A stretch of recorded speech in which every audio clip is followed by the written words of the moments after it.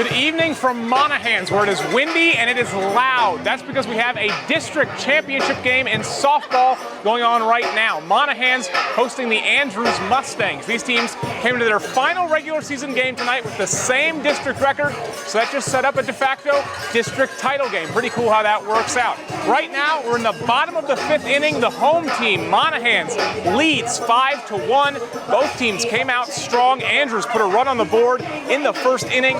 Monahans then took the lead by putting 2 on the board of their own in the bottom of the first. Andrews hasn't scored since then. Meanwhile, Monahans had a huge third inning, scored 3 runs in the third. That's been the difference so far. They broke it open there to kind of take the lead now, where they lead 5-1 here in the bottom of the 5th. Look out, little fella. Woo, almost had a little man take out the camera there. A lot of fans here in Monahans. We'll see how this game plays out. 2 more innings for Andrews to try and make up that deficit. While we wait on that, let's take a look at some other of our local sports headlines. Now, looking ahead to tomorrow night's games, a lot of our other teams also begin district play, but none is bigger than the rivalry matchup between Odessa Permian and Odessa High. Good evening from Alpine, Texas. Yes, I'm out in the mountains here at historic Coconut Field, home of the Alpine Cowboys professional baseball team. They play in the Independent Pecos League. I was all excited. They had a doubleheader tonight, a game at 4, a game at 7.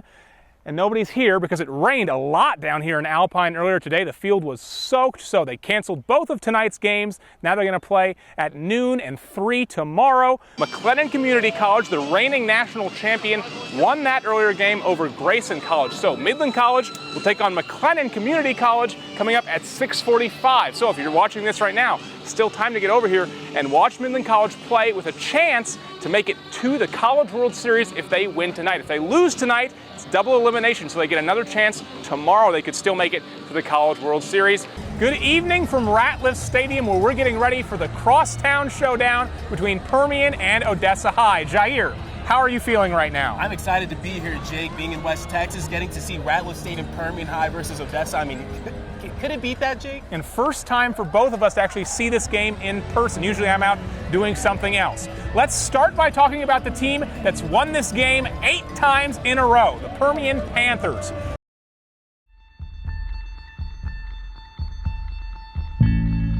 Odessa, Texas has 2 sides, East and West, black and red. The team with all the championships and the town's original champion. To an outsider, they're Permian and Odessa High. To each other, they're that other school. The war between new and old began in 1959. In '64, Permian lost to the Broncos. That didn't happen again for the next 32 years. Sometimes it was an act of God. Mostly, it was mojo. Even now, the Panthers come in undefeated with 8 straight wins over OHS. With a series this lopsided, is it really a rivalry? Damn right it is.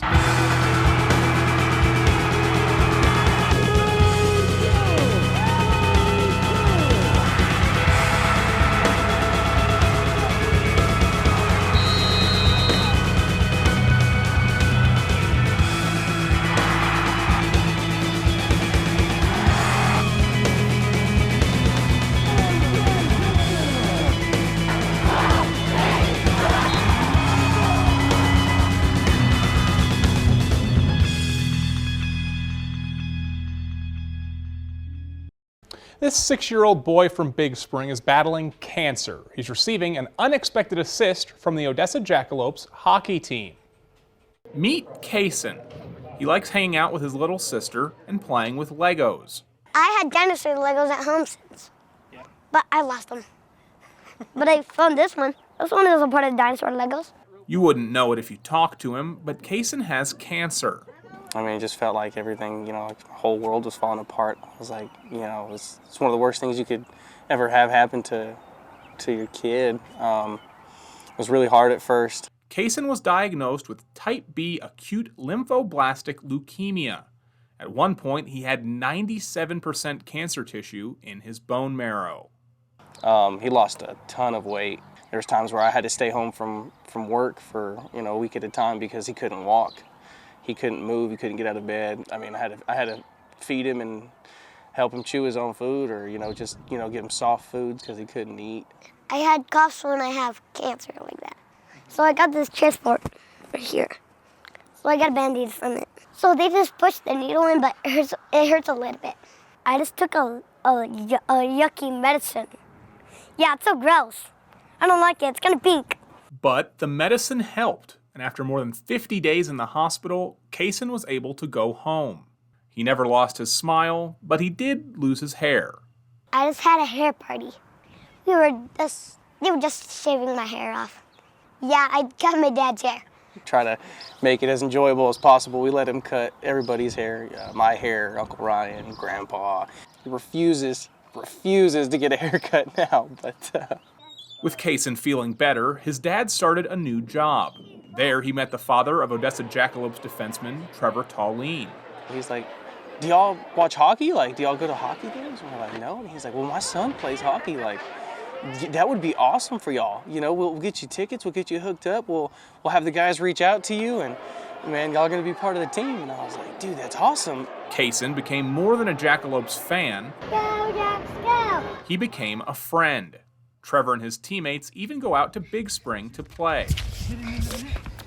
Shoot! Yeah! Just the smile that came upon his face when we were playing with him. He was scoring goals, giving them high fives and everything. It was amazing. For them, it's almost like hanging out with celebrities. They see them out on the ice, and then they're coming out to the house, and they're just mesmerized by the whole thing. He's a great little kid, a lot of energy. Even his little sister, they both came up and greeted us as we pulled up to their house, so I love them. 2 weeks ago, with Kaysen watching, Trevor broke away and scored a goal. That was amazing. Even our announcer, Mike, he said, and that one's for Kaysen! And I was thinking the exact same thing as the puck went in the net. But Trevor, he just had a fight. And yeah, maybe Trevor also spent some time in the penalty box. But that's because hockey players are fighters, just like Kaysen. Kaysen still goes for treatment every 2 weeks or so. Trevor's dad set up a website to help out Kaysen and his family. You can find a link to that on our website, CBS7.com. Stick around, we've got more after this quick break. Happy Halloween from Permian High School, a school that's almost as good as Top Gun. Permian baseball and softball teams are getting ready to play the 6th annual Field of Screams game. It's a scrimmage where they play in costumes.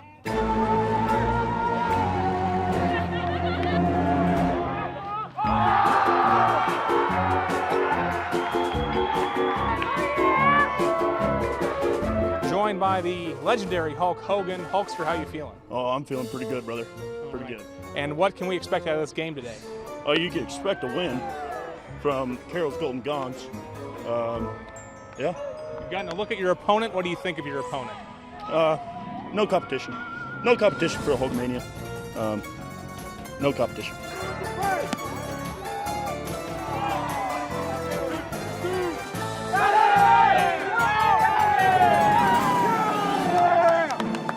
Wacky arm flailing inflatable tube man? Yes, sir. All right, can we get a wacky arm flail? That was very convincing. Are you able to play in this? It's pretty hard, but I think I got it. And any expectations or predictions for today's game? I hope Carroll's Golden Gong pulls it out. I think we got it. As long as we work as a team, I think we can pull the win out. Well, you look like Superman, but you're kind of fat.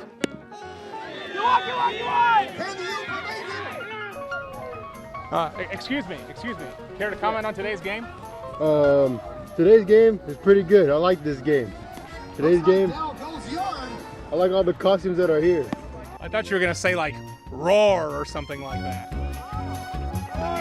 And Elmo strikes out for the final out. I'm not sure what you're supposed to be. It's supposed to be Maverick from Top Gun. All right, well, then I'll be your goose, and you can be my wingman anytime. Are you feeling anything right now? I'm feeling the need. Oh, yeah? Yeah. A need for Speed. Oh!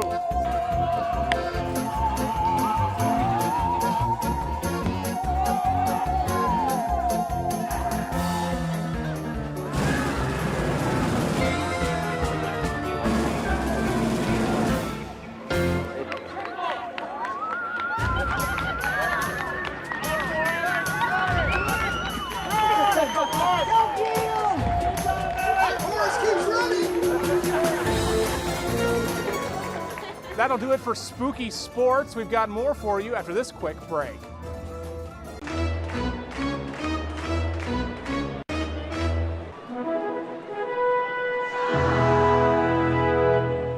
All right, Mary Kate's favorite segment, league standings. Midland sitting in 5th place right now, only 4 games back from the top spot. This week, the Rockhounds play at Amarillo, the team that's right above them in the standings. The Rockhounds have already beaten the Sod Poodles twice this season. Game 1 of that 6-game series is tomorrow night in Amarillo. Go Rockhounds! The 48th annual Midland Tournament of Champions began today. The first day of action was capped off with the Tall City rivalry. Midland High versus Midland Legacy under the lights at Momentum Bank Ballpark. There was a buzz in the air and more than 24 pro scouts in attendance checking out Legacy pitcher Chase Shores. The LSU signee is one of the best players in the whole country, and he put on a show. Shores threw a perfect game until the 5th inning. At one point, he struck out 7 batters in a row, and thanks to those scouts, I could see that his fastball was hitting 97 miles per hour. But it's a team game. Raymond Vasquez here with a hit for Legacy gets through the infield. Vasquez feeling confident, maybe a little too confident. Get back there on base, fella. 2 runners on now, and look, it's Shores who's batting. Goodness, I thought this ball was over the fence, falls just in front of the wall. Vasquez scores. Rebels trying to bring another run home. This is going to be a tight play. Runner is tagged out. Bulldog quarterback turned catcher Landry Walls making that play. 1-0, Legacy leads. For all the Shores talk, Midland High got a great outing from its pitcher, Jaron Jignack. He picked off multiple runners at first base to keep this game close for the Bulldogs. They'd be able to tie it up at 1-1, but the Rebels just made more plays down the stretch and take down their rival 3-1. Now, earlier today, Midland High took on Odessa High, and these games all count as district games, so big stakes already. Odessa High's Angel Villa hits one over the shortstop's head and gets on base. The Broncos would then bring in a pinch runner for him. Next up, Jairo Guerrero cranks one all the way into the very far left field corner. Christian Marquez should score from first. Whoa, gets a little speed wobble there. Stumbles in for the run. OHS takes a 2-1 lead in the 3rd inning. Midland High with a runner on second. The catcher drops the ball, so the Dogs try to steal, but that's not happening. Thrown out at 3rd to end Midland's scoring chance. This game was a pitcher's duel, kind of like that last one. John Langhennig with a strikeout, and we head to the 5th inning. Broncos hit to short center field. Watch this. Gavin Pinkerton diving. What a catch. That's as good as anything you'll see. Laying out for the ball. What a way to get your 3rd out. But the OHS defense dominated this game. A pair of strikeouts from Guerrero. As you see, one there and one more. Odessa High starts its district season with a 3-1 win. We've got a special sports segment for you tonight as I'm joined in studio by a special guest, former Midland Legacy pitcher Chase Shores. Chase, you're also the newest member of the LSU Tigers baseball team. Now, we thought you would be an early pick in this year's MLB draft. That started on Sunday night. Maybe you picked Sunday or Monday. What was it like for you kind of leading up to the draft? Yeah, I was kind of open-minded going up to the draft, but you know, it was fun. It was just kind of cool to be a part of it. You know, that was a dream come true, just being a part of it. Bob Hards has been broadcasting Midland Rockhounds games for the last 30 years. A few weeks ago, Bob got to make his Major League Radio debut. Here's the story behind Bob's call-up to the big leagues. The 1-2 pitch. For the last 3 decades, one man has served as the voice of pro baseball in Midland. I guess the guys knew I was going to talk about strikeouts. There's only 1 strikeout in this game. I've wanted to do this basically since I was about 4 years old. I try not to use cliches in my work, but it's cliche. This is a dream. I have always wanted to do this, and I try never to take it for granted. Every day, I look at this. That's my office. Bob Hards is a native of Seattle, Washington, but in 1992, he was lured away from the Pacific Northwest to the oil fields of West Texas. My master plan was about 2 years and then leave, as a lot of people might want to do. But I love the job and the people that I work with. I mean, I've known some of these people now 31 years, and obviously I've grown to love. I love the Permian Basin. And the Permian Basin loves Bob's radio calls. Ball still going back, ball still going back, ball still going back, and that ball is down! And it's a walk-off base hit coming through! How do you do? There's always that thought, am I good enough for the big leagues? I really resigned myself a long time ago that I wasn't going to be a Major League Baseball broadcaster. No problem with that whatsoever. You still aspire to reach that level, just to do the very best you can within your own, within my own abilities. But yes, that was a dream for a long time. So of course, when he least expected it, that dream finally came true. With the Oakland A's usual radio voice taking some time off, the big club called up Bob from the minor leagues. Unfortunately, they called me about a month out, so I had a month to be absolutely terrified, of course, for 30 days, stark panic. And in for the play-by-play, the voice of the Midland Rockhounds, Bob Hart. Just the first words that you speak. Vince, thank you so much. Wow, is it good to be here. Top half of inning number 3. All of a sudden, you realize that this is a Major League broadcast, and that's what you're doing. And beyond that, it's still the same game, but it was stunning just to realize where you were and what you're doing. Support flooded in from West Texas and across the country, including on the A's TV broadcast featuring former Midland Rockhound Dallas Braden. I legitimately have goosebumps right now after you introducing Mr. Hards, because this man has dedicated his life to the craft, to the game of baseball, has been a community pillar and a mainstay in Midland and for the Rockhounds organization. I watched that piece when I got back to the hotel after the game. I had no idea that they had done that.